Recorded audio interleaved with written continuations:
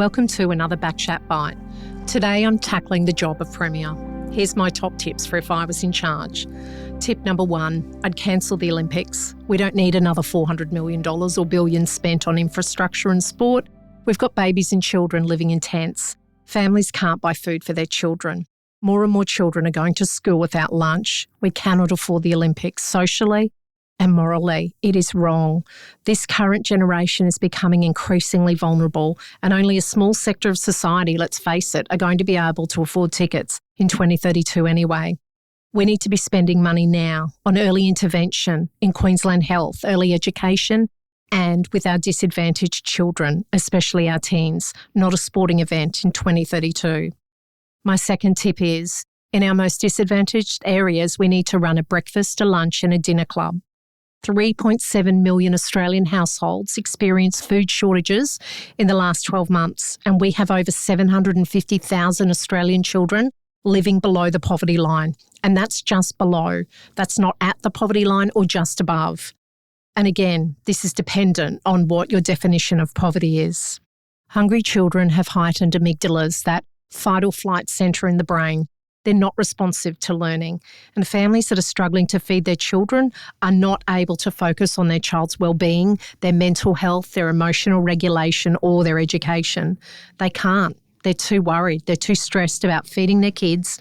And we could eventually extend this food service into a hub where families could get help, families could get support. We could turn it into an area where real specialists come in and help these children and these families. This is not the responsibility of teachers. This is a responsibility of a government in a cost of living crisis. Tip number 3, I think every child should have free swimming lessons. The positive dopamine loop created from swimming, yep, you've guessed it. What we're going to do is we're going to restructure that dopamine loop that children are getting through the use of IT, iPads, iPhones, Roblox, Minecraft, Fortnite. We're going to introduce swimming as an alternative dopamine loop. I think schools should have either pools within close vicinity to them, or every school should have a pool on the premises and children get swimming lessons, free swimming lessons every single day at the beginning of every single day. It builds great discipline, it builds great grit, coordination, motor memory, sheer perseverance, cognitive load, mental load, physical load that you build from swimming lap after lap after lap. Every single day is next to nothing. And gold stars for schools that introduce this compulsory swimming at the beginning of the school day. Something else that I would do is increase teacher aides, those human resources in the early years. We don't need $5 million sports halls. We don't need millions for the latest and greatest maths program. We need human resourcing on the ground in our classroom. Let's put millions into getting the fundamentals of literacy and numeracy right. And imagine our children walking into class every day with a huge focus on literacy, decoding, phonics, talk, you name it, after a huge big swimming lesson. My 5th tip, every child needs the opportunity to engage in a proper sport outside of school, whether it's soccer, rugby league, rugby union, gymnastics, trampolining or dance. The $150 fair play voucher that the government offers is not enough for struggling families. I have so many parents in my clinic who tell me $150 does not cover soccer for a season. It doesn't cover football. It doesn't even cover trampolining at PCYC. Why don't we spend some of the money that we're saving by not hosting the Olympics in allowing every single child access to a brain-building activity such as sport every single year? My 6th tip, let's have a shorter school week. I think it's a fantastic idea. Absolutely, it's brilliant. But it's really what we do with that shorter school week that's going to make all the difference in our children. So here's what I do. Instead of traditional classes and instead of giving them free time just to go home and sit on YouTube, Roblox or gaming, I would actually set up at school 2 whole mornings a week, mornings where children are involved in dance, music, singing, choir. So all the children could be broken up into groups and they access huge amounts of brain stimulation, motor coordination, working memory, language, remembering dance moves, remembering words to songs, motor movements. You know, they might learn to play the guitar, the drums. Imagine that type of stimulation for children who are not getting anything at home. swimming in the morning, and then an intensive straight up 3 hours of song and dance, 2 mornings a week. You can't tell me that we won't see shifts in our children. Tip number 7, introduce literacy and numeracy sessions straight after the morning swim. We all know that dysregulation is one of the biggest issues in classrooms. Dysregulation regarding hyperactivity, dysregulated kids regarding impulsivity, inattention, nervousness, anxiety, worries. We are facing a dysregulation epidemic. I know that Jonathan Haidt, that US psychologist who has talked about and written that book, The Anxious Generation, in which he says everybody's, now anxious. I don't actually think it's an anxious generation. I think we have a dysregulated generation. I think children are more impulsive than ever before, more hyperactive, more inattentive, more oppositional, more defiant, more strong-willed, more nervous, more worried, more anxious. What's the best way to work with a dysregulated child? Come and sit in my clinic for a day. You'll watch me jump, run, hop, talk to, jump on mini trams, throw a ball as I'm talking through and with these little ones through therapy activities. It builds connections, it builds relationships, and you get kiddies in a zone in which they can work.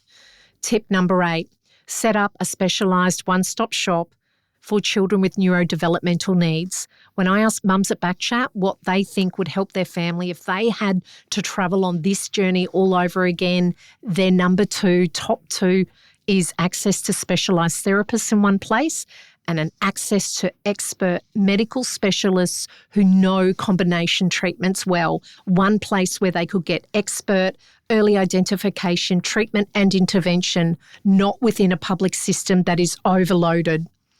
Tip number 9, and let's not forget about our high school kids. I know I'm hugely invested in the early years because I can see with my own boys that investment paying off, but I do have thoughts about our high school kids too. Typically in households where there are financial reserves and homes where parents are invested in children's welfare, those parents help children through their learning process at school. And in doing that, the parents realise, wow, this child's really great at coding or chess or music or art, or this child is amazing at maths. You, in that process of connecting and helping your child, you identify they're smart, which you can then pursue to perhaps be a career one day or a future job. This is not a behaviour we see in disadvantaged homes. This is not a behaviour that we find in homes where parents are unwell, where there's substance abuse and mental illness. As a result, these children's life outcomes occur by sheer luck than by design. One person said to me that we need career counsellors on steroids in our schools, particularly schools where there is huge disadvantage, and it needs to be ramped up now. Our high schools have to fill that gap. More effort, more resourcing, more time spent one-to-one with these kids. And these children could be put into streams, a creative stream where they go to film, editing, dance, art, music, singing. Our hands-on children could go into carpentry, cabinet making. They could learn more specialties. A good friend of mine who had 12 years of public schooling, and I would say fits into a very disadvantaged home banner, now in their 40s, said that when he finished school, he had nothing organised, nothing planned. There'd been absolutely no talk within the home of what he would do. It was simply landing on mum and dad's couch, and whatever happened, happened. There's no plan, nothing in place for them, no support, and they end up taking employment that they're not really interested in and often spend their life in a job that they're not enjoying, but which often is not one which really suits them. My 10th tip is more resourcing in schools, and we need to add value into our education system. This is the one thing I saw in Singapore, and I know a lot of people talk about Singapore. They say a lot of kids commit suicide, a lot of children are having a lot of difficulties with all the pressure put on them. But when I was in Singapore recently, parents were dropping their children off to music lessons and karaoke lessons and singing lessons and filming studios while they were going out shopping. Parents were dropping their children off at art classes while they were going to their style of Woolworths, if you like, and stocking up on groceries. Children were going and playing the saxophone and guitar while mum and dad were going and having their hair done or getting their hair cut. We need to value education in this country. We need to put more money into it. There was a Royal Commission recently into aged care. This has led to an increase in wages and condition for workers. We need to do the same thing for our teachers. Our teachers are dedicated, but they're crying out for help. They are the most dedicated people I know in and come across in my clinic. As a society, though, we need to change the way we think about education here in Australia. It is the most important institution and we need to resource it better, we need to finance it better, and we need to, for a period, change the structure of our school day so all these children, thousands and thousands and thousands of Australian children who are completely falling within the cracks are no longer falling within the cracks. And the government needs to step up and be responsible for this. Teachers are not responsible for this. Their jobs have changed enough and their job priorities have changed enough. We need to put this back on the government in a cost of living crisis. So that's what I'd do if I was Premier. Thank you for listening to Conversations with Olwen. If you know somebody who needs to hear this episode today, please share it with them. Until next time.